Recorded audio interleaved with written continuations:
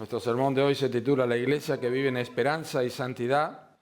En el texto que vamos a leer, el énfasis que vamos a impartir en esta noche es que la verdadera esperanza en Cristo produce obediencia y santidad. La verdadera esperanza en Cristo produce obediencia y santidad. Vamos a leer en 1 Pedro capítulo 1, versículos 13 hasta el versículo 21. Por tanto, ceñid los lomos de vuestro entendimiento, sed sobrios y esperad por completo en la gracia que se os traerá cuando Jesucristo sea manifestado. Como hijos obedientes, no os conforméis a los deseos que antes teníais estando en vuestra ignorancia, sino como aquel que os llamó es santo, sed también vosotros santos en toda vuestra manera de vivir.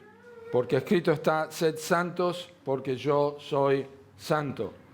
Y si invocáis por Padre aquel que sin acepción de personas juzga según la obra de cada uno, conducíos en temor todo el tiempo de vuestra peregrinación, sabiendo que fuisteis rescatados de vuestra vana manera de vivir, la cual recibiste de vuestros padres, no con cosas corruptibles como oro o plata, sino con la sangre preciosa de Cristo, como de un cordero sin mancha y sin contaminación, ya destinado desde antes de la fundación del mundo, pero manifestado en los postreros tiempos por amor de vosotros, y mediante el cual creéis en Dios, quien le resucitó de los muertos y le ha dado gloria, para que vuestra fe y esperanza sean en Dios. Padre, te rogamos que bendigas tu palabra en este momento y podamos disfrutarla y podamos entender el texto, lo que acabamos de ver, y podamos volver a nuestras casas animados de haber entendido la Escritura y de poder ponerla en práctica en nuestra vida cotidiana.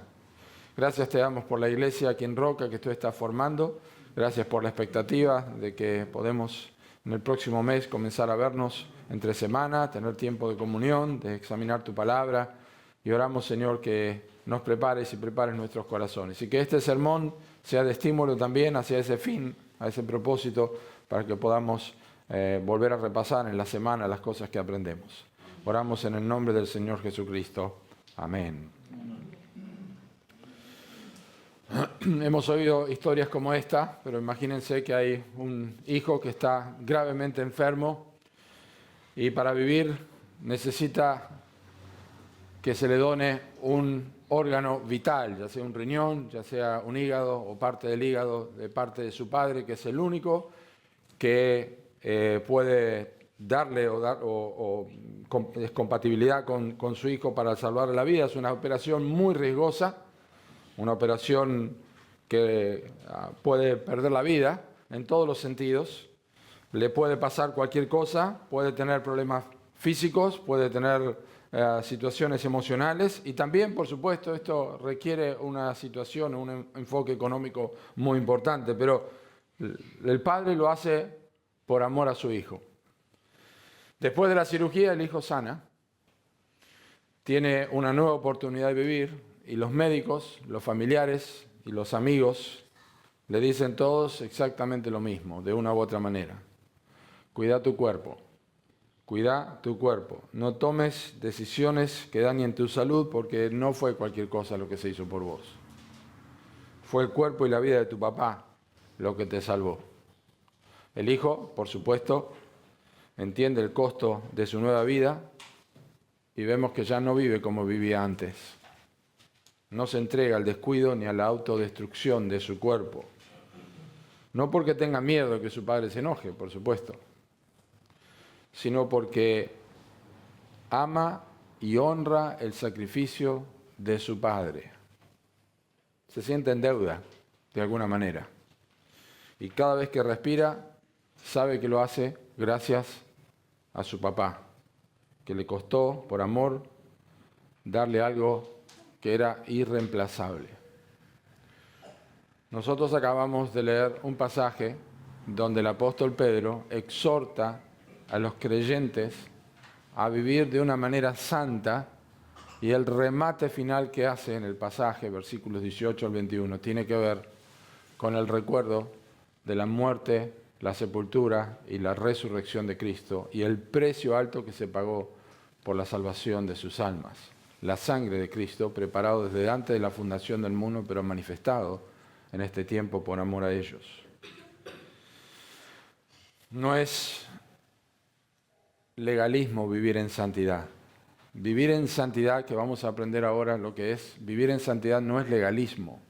Es algo que se hace por amor a Dios, por amor a Cristo, por una comprensión de lo que es el costo de la redención, que como leímos, no fue algo económico, no fue algo barato, no fue trivial, fue la vida del Hijo de Dios. Y por eso nosotros queremos honrarlo también con el tipo de vida que nosotros llevamos si hemos conocido la salvación. El pasaje que nosotros leímos vamos a dividirlo en 4 partes: una forma de pensar, un mandato para obedecer, una manera de vivir y un recuerdo de redención. Y quiero que me acompañen porque la primera parte, el versículo 13, nos va a ocupar quizá un poquito más de tiempo, pero es importante porque es la primera parte, pero también necesitamos ligarlo al contexto de lo que está anteriormente en esta porción. Pero bien, para entender, no es fácil. Vamos a hablar sobre la manera de pensar. Ustedes ven allí que habla de entendimiento, el versículo 13, que ahora vamos a hablar sobre la manera de pensar. No es fácil pensar cuando uno está en problemas. No es fácil pensar en forma tranquila cuando uno está atravesando dificultades, cuando uno está en momentos difíciles, cuando está en situaciones que no le permiten estar tranquilo, que está ansioso, no puede pensar con claridad. Eso es lo que nos pasa a todos, de una u otra manera. En algunas situaciones es más difícil que otras, pero no es fácil pensar. Y a veces decimos, pará, que tengo que pensar, déjame tranquilo. No, bajá la radio que necesito saber por dónde voy. Pueden ser cosas simples o pueden ser cosas muy complejas. Los cristianos a quienes Pedro le escribió no la estaban pasando nada bien. Estaban atravesando momentos de dificultad, estaban atravesando momentos de persecución. Ellos eran personas que estaban dispersas en diferentes lugares, como lo dice el versículo 1, eran expatriados de la dispersión en el Ponto, Asia, Galacia, Capadocia, Asia y Bitinia, que ustedes pueden encontrar en sus mapas en la Biblia, si lo tienen, o en algún otro lugar. Pero estaban expatriados, estaban siendo perseguidos, estaban padeciendo muchas tribulaciones. De hecho, los cristianos receptores de esta carta son los únicos en las epístolas que reciben del autor el deseo de multiplicación de gracia y paz. No lo hace Pablo y no lo hace Juan, no lo hace Santiago, no hace ningún autor de las epístolas del Nuevo Testamento, menciona la multiplicación de la gracia y la paz. Y sabiendo que Dios es inmutable, y que Dios cuando da gracia lo hace de acuerdo a su persona que es inmutable, y cuando da paz también lo hace de la misma forma, Pedro está refiriéndose a la multiplicación de gracia y paz, entendiendo la situación que ellos estaban atravesando. No la estaban pasando nada bien, estaban sufriendo muchísimo. De hecho, en capítulo 4 dice que era un fuego de prueba que les había acontecido, y ellos tenían la tendencia a pensar que era algo extraño que les pasaba, siendo que ellos eran cristianos. Pedro les dice, no tienen que pensar así. Pero bueno, la realidad es que en este contexto, Pedro en versículo 13 da el primer mandato de la carta. Esto nosotros lo conocemos como imperativos en la gramática. Este es un imperativo, es un mandato. Los imperativos son diferentes a los indicativos. Los indicativos nos señalan a algo, por eso se llama indicativo, indica algo, y los imperativos nos dicen a nosotros lo que tenemos que hacer. Por ejemplo, en Marcos capítulo 1 hay 2 indicativos y 2 imperativos. Dice, el tiempo se ha cumplido y el reino de los cielos se ha acercado. Eso es una indicación. El mandato es arrepentíos y creed al Evangelio. Entonces, los indicativos señalan a algo, son como la señal luminosa de salida a un lugar para que nosotros hagamos algo o sepamos por dónde debemos ir. Bueno, Pedro hace lo mismo, en este versículo 13 da un mandato y nosotros no entendemos este mandato si no conocemos cuáles son las indicaciones que en un momento vamos a ver. Pero antes, quiero que nos concentremos cómo Dios quiere que nosotros pensemos. Observen lo que dice el texto. Dice, por tanto, ceñid los lomos de vuestro entendimiento. Claramente no es una expresión que nosotros usamos, ceñir los lomos del entendimiento. Así que voy a citarlo como lo cita la Nueva Biblia de las Américas, que dice, preparen su entendimiento. Y usa la expresión ceñir porque era una expresión que tenía que ver, en aquel tiempo, los hombres y las mujeres no existían los pantalones, así que usaban un vestido, y para ceñirse significaba que alguien tenía que hacer algo urgente. Entonces lo que hacían, tomaban su vestido, lo unían en una punta, lo pasaban por debajo, lo levantaban para atrás, lo separaban de nuevo y hacían un nudo adelante. Quedaba como un pantalón corto. Y entonces podían correr o hacer lo que era necesario, especialmente si tenían que correr. Entonces, el ceñir significaba ajustar algo. Claramente, Pedro está diciendo que hay una preparación que tiene que ver con la manera de pensar. Hay una preparación que tiene que ver con el entendimiento. Y ahora vamos a ver qué significa esto. Pero observen cómo empieza el versículo. Porque Pedro les está pidiendo que ellos ciñan su entendimiento, que ellos preparen su forma de pensar. Pero el texto comienza con dos palabras, por tanto. Estas dos palabras, por tanto, aquí, como en muchos otros lugares del Nuevo Testamento y como en nuestro idioma castellano, es un conector, conecta dos cosas, conecta lo que acabamos de decir con lo que vamos a ver, lo anterior con lo que sigue. Así que tenemos que entender que cuando Pedro dice que ellos preparen su entendimiento, que sean sobrios y que esperen, está conectando este mandato con algo que ha dicho anteriormente. Y lo que ha dicho anteriormente son justamente los indicativos, las señales. Es decir, la pregunta natural de los creyentes que estaban allí, probablemente si yo hubiera estado allí hubiera pensado, ¿por qué tengo que preparar mi entendimiento? ¿Por qué tengo que ser sobrio y esperar por completo en lo que viene? La respuesta está en los primeros 12 versículos. No los vamos a leer, pero yo les pido que ustedes sigan con la vista lo que voy a leer y observen los versículos. Los indicativos les van a ayudar a ellos a entender y a nosotros por qué tenemos que preparar nuestra manera de pensar como cristianos para vivir en santidad. El versículo 1, ya que Dios los ha escogido. El versículo 3, ya que Dios los ha hecho nacer de nuevo a una esperanza viva. El versículo 4, ya que Dios guarda para ustedes una herencia incorruptible, incontaminada e inmarcesible. Versículo 5, ya que Dios los protege mediante la fe para que no pierdan esa herencia. Versículos 6 y 7, ya que Dios está refinando su fe como el oro en el fuego para que resulte en alabanza, gloria y honra. Versículo 8, ya que aman a Cristo, confían en Él y se gozan con un gozo indescriptible y glorioso. Versículo 10 al 12, ya que los profetas y los ángeles anhelan contemplar todo lo que la gracia de Dios está obrando en sus vidas. Ya que, por tanto, preparen su entendimiento. Tiene sentido, se entiende mucho mejor. Si yo observo todos esos indicativos, entonces el mandato tiene un sentido.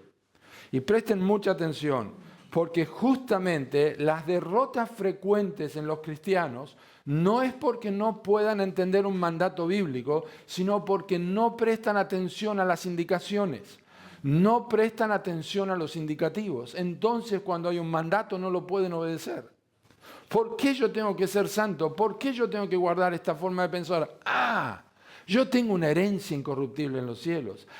Mi fe es más preciosa que el oro. Dios habló por medio de los profetas. Dios me protege mediante la fe. Yo tengo una herencia incorruptible. Entonces, con gozo, yo voy a vivir en santidad y voy a hacer caso a lo que Dios me pide en su palabra. Entonces, cuando no prestamos atención a los indicativos, nosotros no podemos o no tenemos la capacidad o la profundidad o la pasión para ser obedientes. Nosotros lo vemos aquí en estos versículos solamente, pero las epístolas de Pablo, y generalmente las epístolas funcionaban de esa manera. 3 capítulos de indicativos y 3 capítulos de mandatos. 3 capítulos de indicativos y 3 capítulos de mandatos. Una de esas importantes formas la vemos en Romanos capítulo 12. Yo les ruego, por las misericordias de Dios, que presenten sus cuerpos en sacrificio vivo, santo, agradable a Dios, que es el culto racional. Después de las misericordias que he mostrado a través de los 11 capítulos anteriores del libro de Romanos, ahora yo les ruego que presenten su cuerpo en sacrificio vivo. Entonces, para entender la importancia de presentar nuestros cuerpos en sacrificio vivo para servir a Dios, necesitamos captar todo lo que es Romanos capítulos 1, capítulos 1 al capítulo 11. Y es exactamente lo mismo que está aquí. Los creyentes están sufriendo persecución y Pedro les pide que ellos preparen su entendimiento, que sean sobrios y que puedan esperar por completo en la gracia de Dios. Y no se los pide porque sí. Hay indicaciones anteriores que ya les ha mencionado. Ahora, en el versículo 13, y les dije que esto va a llevar más tiempo, pero en el versículo 13 hay 3 mandatos que está dando Pedro. El primero es pensar, ceñir los lomos del entendimiento, preparar la forma de pensar. El segundo es ser sobrios y el tercero es esperar. Entonces, ¿cuál es la forma de pensar que Pedro les está pidiendo a los creyentes que están dispersos aquí? ¿Cuál es la forma de pensar que les está pidiendo y por qué? O dicho en otras palabras, ¿con qué ajustamos nuestro entendimiento? ¿Con qué ceñimos nuestro entendimiento? Bueno, nos puede ayudar Efesios capítulo 6.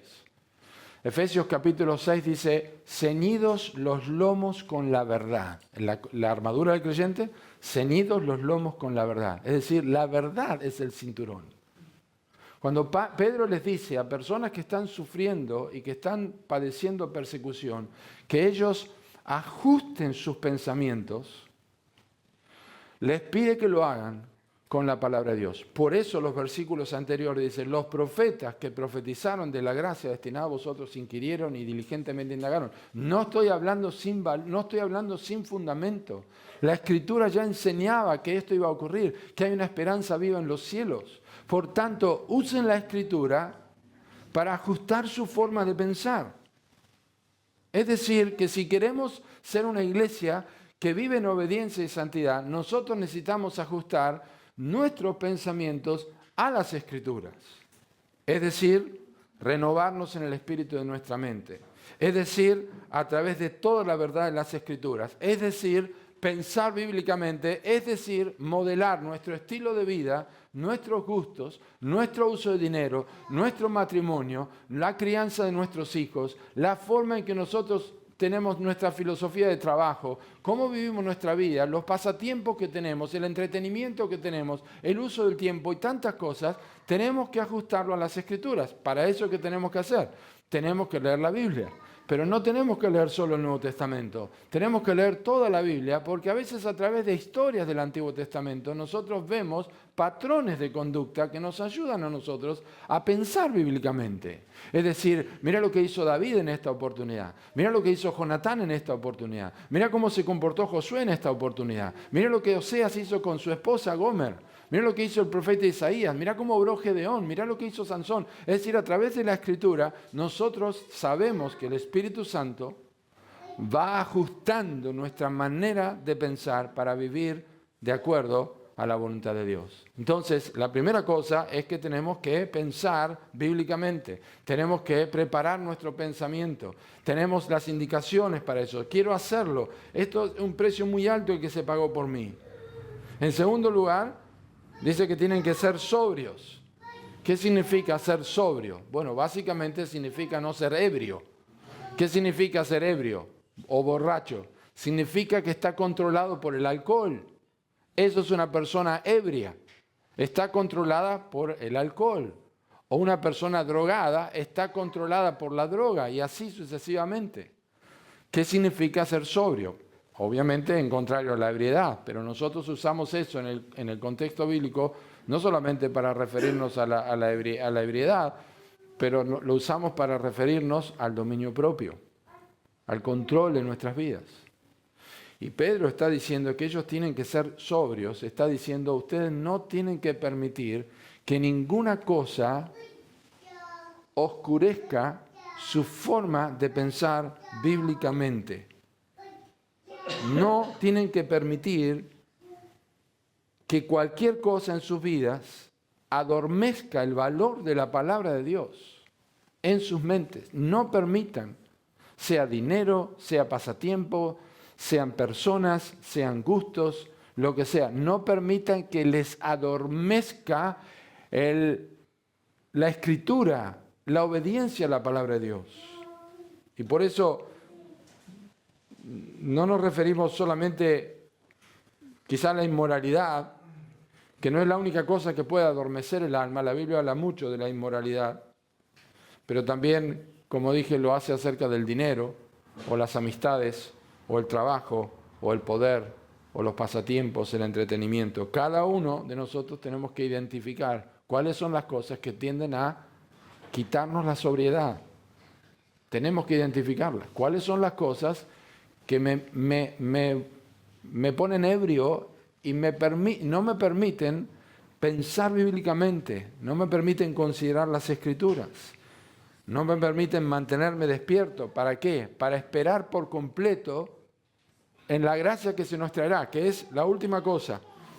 Pedro les dice que tienen que esperar por completo, tienen que pensar bíblicamente, ajustar sus pensamientos con la Escritura, tienen que ser sobrios, no permitir que nada les controle, que nada adormezca el valor de la gracia de Dios en sus vidas, y también tienen que esperar por completo. ¿Por qué por completo? Porque la presión del sufrimiento hacía que ellos tuvieran la tentación de abandonar, a no esperar por completo.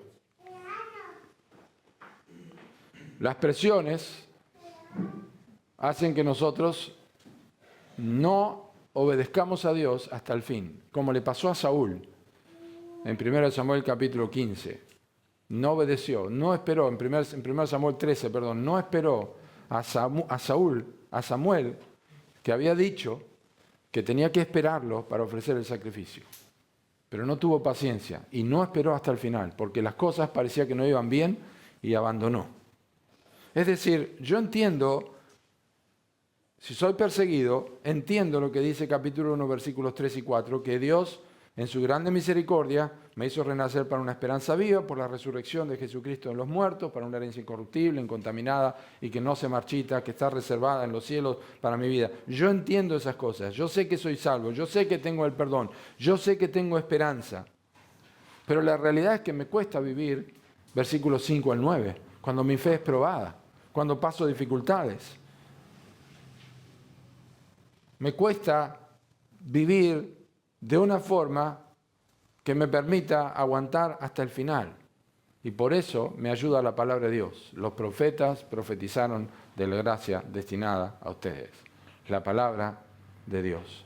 Para esperar por completo, ¿cómo lo hacemos? Confiando en las Escrituras. Bien, ¿hacia dónde tomamos la dirección? Ya sé las indicaciones que tengo. Ya sé que me está pidiendo que pueda pensar bíblicamente, que sea sobrio, que nada me controle y que tengo que persistir hasta el final. ¿Qué es lo que me da dirección? Y esta es la segunda cosa, es un mandato a obedecer. Versículos 14 al 16.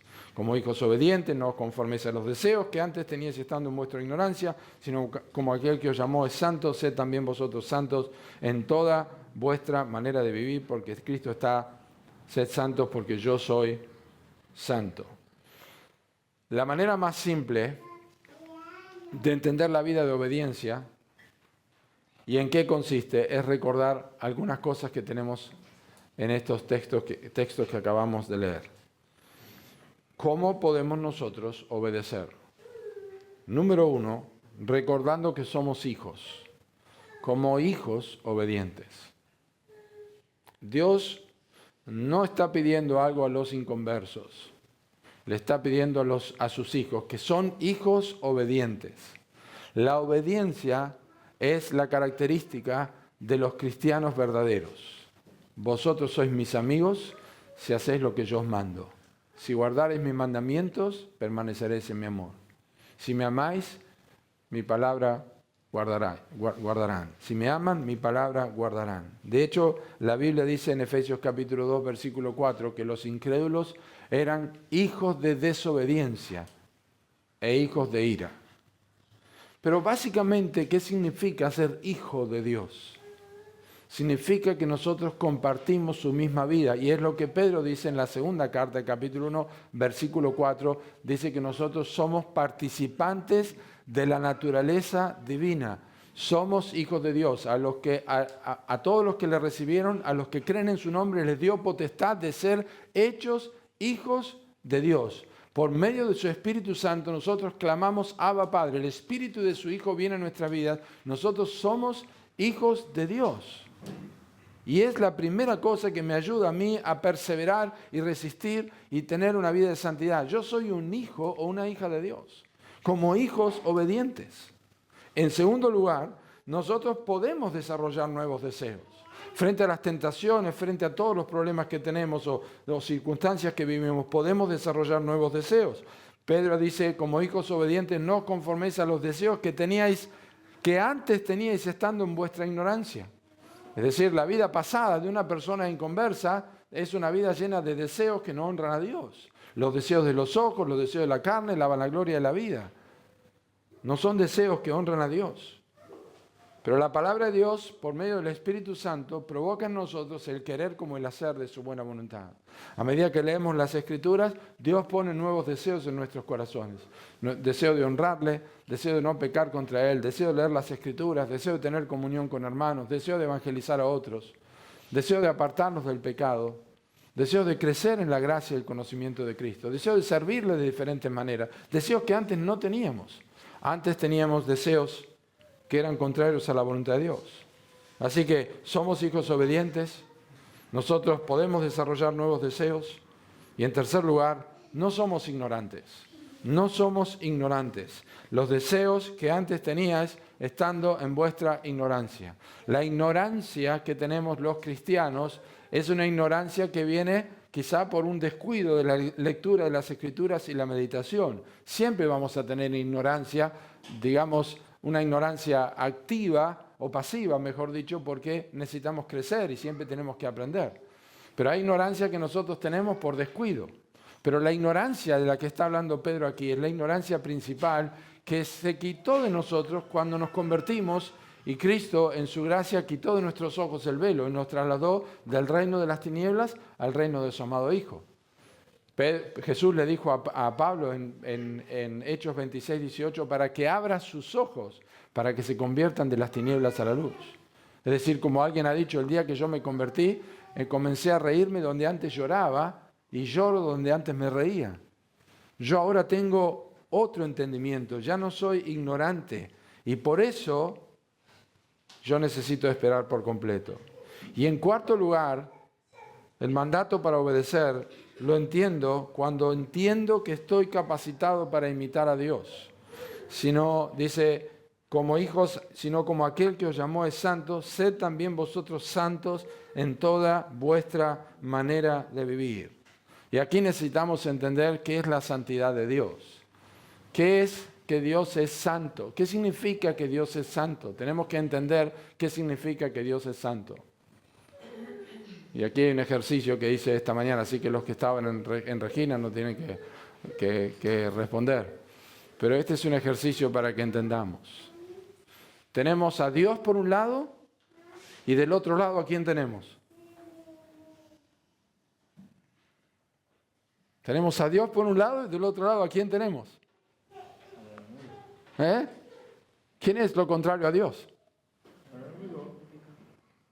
¿El diablo? No. Salió mejor esta mañana. Lo contrario a Dios no es el diablo. El diablo es lo contrario al arcángel Miguel. Dios no tiene comparación. Dios no tiene contrario. Dios no tiene opuesto. Y eso es muy importante para entender la santidad de Dios. Dios es único. Dios es distinto. Dios no tiene comparativo. No nos equivoquemos. Comparar a Dios con un ángel o un arcángel es lo mismo que compararlo con un gusano. No hay diferencia, no hay comparación. Entonces, este es un mandato de ser santos que se obedece y que tiene una teología bíblica concreta. Sed santos porque yo soy santo. No dice, sed santos como yo soy santo, porque no podemos ser santos como Dios es santo en el sentido de su esencia. Así que lo que está diciendo aquí el texto es que nuestra vida se debe caracterizar por eso está el cómo allí, se debe caracterizar por una imitación de Dios. ¿Cómo imitamos a Dios? Obviamente el Espíritu Santo está en la vida de los creyentes y lo hacemos a través de la obediencia por medio de las Escrituras. A través de la Biblia yo conozco a Dios, sé lo que agrada a Dios, sé lo que deshonra a Dios y yo obedezco a Dios en lo que me pide que no haga o en lo que me pide que yo haga. De hecho, el texto que tenemos allí, sed santos porque yo soy santo, está tomado del libro del Levítico, capítulo 19, donde Dios está enseñando a su pueblo que ellos deben ser diferentes a las otras naciones. Y les dice, ustedes tienen que ser santos porque yo soy santo, no pueden ser igual a los demás. Y esa es la idea de la santidad, esa es la idea que nosotros necesitamos entender con el objetivo que tenemos o el mandato a obedecer de ser santos en nuestra manera de vivir. Recuerden que nosotros somos santos en posición, en el momento que nos convertimos somos santos porque somos apartados, que es también un sentido de la palabra santo, separado y apartado. Pero no lo somos en la práctica, nosotros debemos crecer en santidad, tenemos que crecer y aprender y eso se llama santificación. En el momento que nos convertimos, la justificación nos declara justos y santos delante de Dios. Pero después comienza todo el proceso de la vida, donde nosotros, como dice 1 Juan 1:9, tenemos que confesar nuestros pecados, porque Él es fiel y justo para perdonar nuestros pecados. Si decimos que no tenemos pecados, nos engañamos a nosotros mismos, hacemos a Dios mentiroso. Y esto va a ser el proceso de toda la vida, hasta que lleguemos a la presencia de Dios. Ese proceso se llama santificación. Santificación. Y esta santificación, dice el texto, tiene que afectar toda nuestra manera o nuestra forma de vivir. ¿Cómo lo sabemos entonces? ¿Cómo nos informamos? A través de las Escrituras, a través de pensar bíblicamente, a través de preparar nuestros pensamientos, de ceñir, de ajustar con la Biblia nuestra mente, nuestra manera de pensar. La santificación está inseparablemente ligada a la vida de obediencia. Eso es. Y por supuesto, la tercera cosa es que nosotros ahora adquirimos una nueva conducta, una nueva manera de vivir. El versículo 17 dice, y si invocáis por Padre aquel que sin acepción de personas juzga según la obra de cada uno, conducíos en temor todo el tiempo de vuestra peregrinación. Aparte de que Dios manda a ser santos, hay una segunda razón para hacerlo, y es que Él va a juzgar. Pero aquí hay una razón lógica que es irrefutable. Para cualquier persona que quiere honrar a Dios y que invoca a Dios como Padre. Fíjense la lógica de Pedro. Si invocáis a Dios como Padre, el cual juzga y no hace diferencia, tienen que conducirse en temor todo el tiempo de su peregrinación. Es lógico. Las personas que invocan a Dios como Padre deben vivir de acuerdo a lo que el Padre pide. Por eso es que muchas personas en sus vidas que dicen que Dios es su Padre, pero viven lejos de lo que la Biblia enseña, no podemos acusar con el dedo y decir, vos no sos creyente, vos no sos salvo, pero déjame decirte algo. Tu vida, tu conducta deja mucho que desear, porque si vos invocás a Dios como Padre, no te estás conduciendo como la Biblia enseña. Así que tengo razón para dudar de que sos un verdadero hijo o hija de Dios. Es lo que está diciendo Pedro. Si ustedes invocan a Dios como Padre, que no hace acepción de personas, bueno, vivan como personas que invocan a Dios como Padre. Es lógico. Tenemos que dar gracias a Dios que la Biblia es clara, ¿no es cierto? Es lógica. No nos deja ninguna duda, no es para confundirnos. Es claro lo que dice acá. Y la lógica te hace vivir de manera bíblica y por las razones correctas, es decir, con un temor reverente. Voy a parafrasear al pastor Piper, porque cuando hablamos de temor reverente y vivir en temor delante de Dios, podemos cometer un error. Y el pastor Piper, lo voy a parafrasear, no es como lo dijo él, pero que lo entendamos mejor. Un temor impío, o no santo, no puro, un temor impío, ignora el valor del rescate y tiembla ante el juicio de Dios. Ignora el valor del precio que se pagó por esa persona y tiembla ante el juicio de Dios. Pero un temor santo, un temor genuino, un temor bíblico, valora profundamente el rescate y tiembla ante la idea de despreciar la bondad de Dios, la bondad de aquel que pagó el precio por su vida. Básicamente está diciendo que la persona que vive en un temor reverente lo hace porque ama a Dios y no quiere deshonrarle. Pero la persona que vive en un temor reverente porque tiene miedo a un castigo, lo hace porque tiene miedo a un castigo. Porque le va a faltar el trabajo, porque no se le va a venir un problema de salud, porque no sabe lo que le va a pasar, entonces mejor obedezco a Dios porque quién sabe lo que me va a ocurrir, y entonces vive una vida moralista, está en la iglesia, lee la Biblia, y siempre tiene miedo, me va a pasar esto si no hago esto, me va a pasar lo otro. No lo hace por amor. Pedro no está diciendo eso. Pedro está diciendo que nosotros invocamos a Dios como Padre, es mi Padre. Abba, Padre, Él me ama como su hijo. Y yo quiero obedecerle porque es mi Padre. Le digo que no a ciertas cosas porque es mi Padre. Ajusto mis pensamientos porque es mi Padre. Vivo sobriamente porque es mi Padre. Espero completamente porque es mi Padre. No tengo miedo del castigo y sé que puede haber un castigo, pero no es lo que me motiva. Pedro dice, no es lo que me motiva el castigo.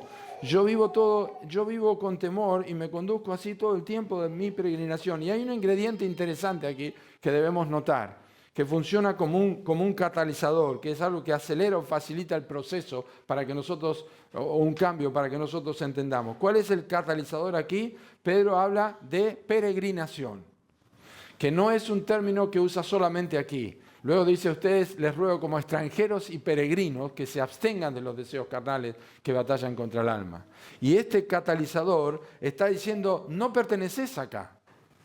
No perteneces acá. Esperá por completo porque no sos de acá. Aguantá un poco el sufrimiento, las pruebas. Pero no perteneces acá. Tenés una herencia incorruptible, tenés una herencia que no está contaminada y que no se marchita. Aguantá, perseverá. Usá la Escritura, viví diferente, soportá, sé sobrio, refrescá tu entendimiento con la palabra de Dios. Eso es lo que está diciendo, no sos de acá. No ruego que los quites del mundo, sino que los guardes del mal. No son del mundo como tampoco yo soy del mundo, dijo el Señor Jesucristo. Y entonces, finalmente, y rápidamente, porque no podemos desarrollar todos estos versículos, de hecho no es el propósito, versículos 18 al 21, hay una razón redentora para todo esto. Por eso el texto del versículo 18 comienza con una afirmación, y la afirmación es de que ellos no son ignorantes, sino que saben algo que les hace vivir en reverencia, en temor reverente y en hacer todo lo que vimos anteriormente. Saben algo. ¿Qué es lo que saben? Saben que fueron rescatados de una vana manera de vivir que heredaron de sus padres y no fueron rescatados con oro o plata. En el Antiguo Testamento la redención se pagaba con plata. Se pagaba una plata, era un símbolo, aparte de un sacrificio, era un símbolo de que eran el pueblo de Dios. Y eso se usaba en el tabernáculo. Pedro dice, no es con oro o plata, ni con piedras preciosas, sino con la sangre preciosa de Cristo. Y el recuerdo de la redención es el valor supremo. El recuerdo de que mi papá me dio la mitad de su hígado, o me dio su riñón, es realmente lo que me motiva a tener cuidado en la manera que yo vivo ahora. Es muy vago el ejemplo, pero quiero que entendamos esto. Para nosotros, el único recuerdo que vale y que nos hace vivir de esta forma es, en pocas palabras, el Evangelio. Eso es lo que Pablo tenía en su corazón cuando dijo su frase famosa, con Cristo estoy juntamente crucificado y ya no vivo yo, mas vive Cristo en mí. Y lo que ahora vivo en la carne, lo vivo en la fe del Hijo de Dios. E introduce el Evangelio, el cual me amó y se entregó a sí mismo por mí. Esa es la única razón por la que yo vivo como vivo. Y eso es lo que Pedro está diciendo aquí. Ustedes saben que fuimos rescatados de la vana manera de vivir. Y como dijo John Bunyan, que es el autor del Progreso del Peregrino, no podés caminar con Cristo y a la vez amar la vida de pecado de la que Él te salvó con su muerte. No podés caminar con Cristo y a la vez amar la vida de pecado de la que Él te salvó con su muerte. Es una flagrante contradicción. El tiempo, como dije, no da para desarrollar todo, pero al menos podemos ver el peso que contiene esta razón que leímos aquí en estos versículos 18 al 21, que es la impecabilidad de Cristo. La muerte eficaz, que fue un hecho que fue destinado desde antes de que el mundo existiese, pero que fue manifestado en un tiempo de la historia por amor a nosotros. Y es el medio por el cual hemos creído, lo cual está garantizado por la resurrección, de manera que podemos confiar y esperar en Dios en esta vida pasajera y llena de tribulaciones y pruebas, porque ya estamos reconciliados con Dios. Estamos glorificados, como vimos el domingo pasado. Y por eso Pedro finaliza como empezó el texto. Empezó en versículo 13 hablando de esperar por completo, que habla de esperanza, y termina diciendo, para que vuestra fe y esperanza sean en Dios. De hecho, todo el capítulo 1 habla de esperanza, y mucho más en la epístola habla de esperanza. La esperanza. Esperamos. No hay razón que justifique una vida que no se orienta a la santidad. No hay razón en los creyentes para que no vivan imitando a su Padre Celestial. La única cosa que puede impedir eso es que no tengas el Espíritu Santo de Dios en tu vida. Y por lo tanto, si no tenés el Espíritu Santo, no podés ser considerado como un santo delante de Dios y no podés vivir una vida de santificación. Y esto es únicamente posible a través del nuevo nacimiento. Tenés que arrepentirte de tus pecados. Dejá de confiar en tus posibilidades, dejá de confiar en tus bondades, dejá de confiar en que de alguna forma lo que haces te sirve para acercarse a Dios. Dejá de preocuparte y pensar en esas cosas y poné tu confianza en Cristo. Reclamá el perdón de pecados por la gracia de Dios y arrepentite y confía en Él para que puedas vivir en santidad. Oramos. Señor, gracias por tu palabra. Pedimos que tú la bendigas y nos permitas vivir en santidad para tu gloria. Necesitamos tu ayuda, pero está tan claro en la Escritura. Moldea nuestra mente con tu palabra, que nosotros no permitamos que nada esté adormeciendo nuestra capacidad de ser obedientes y santos, y que esperemos por completo, Señor, siendo santos como tú eres santo en toda nuestra manera de vivir. Lo pedimos en el nombre de Jesucristo. Amén.